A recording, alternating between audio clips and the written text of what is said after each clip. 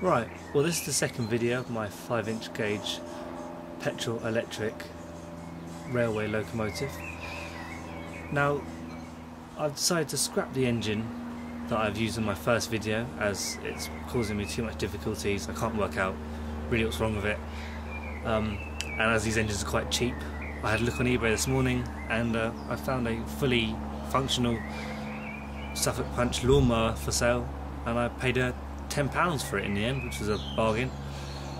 So I decided to use the engine off that and mix and match some parts, and I've got a fully working engine now, so I can now get that mounted and start on my second part of my build process. Now this is the engine I've got, or the lawnmower I should say, that I just bought off eBay this morning. And it's actually in much better condition than what I thought it would be, and than the current one I have now. So this was actually the perfect thing, the perfect engine to what I needed for the job.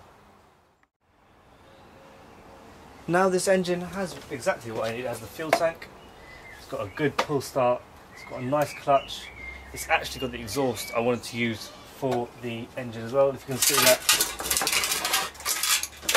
around there. It's also got the clutch, and everything seems to be in fully working order, so it's perfect. And it starts quite well as well, if I can get it started.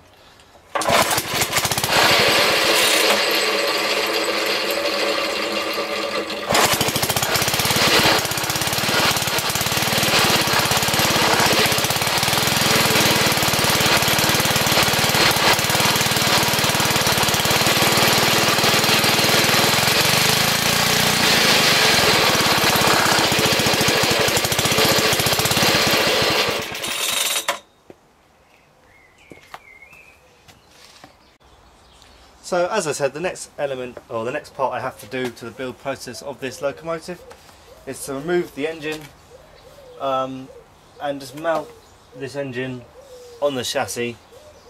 I may use the clutch on this, or I'll use the other clutch I have on that existing engine I have already. And I then have to do the joining piece for from the clutch shaft, I think, to the DC motor, the 24 volt 400 to 800 watt motor I'm going to use as the generator, spun in reverse. I plan to, I need to find a way to actually couple them directly together, which is the next part. I have done this twice already on my smaller locomotives, which can be seen on my channel, the 32mm or 45mm gauge live diesel models. And that was a bit of a challenge in itself, so this being the much bigger scale should be fun. So we'll see where we get with this. But as I said, yeah, I've got to mount the engine. It already has the fuel tank already on it, so I don't need to find a separate place for that. So we'll see where it gets. Stay tuned please, and subscribe for the build process of this 5-inch gauge petrol electric railway locomotive. Thank you very much.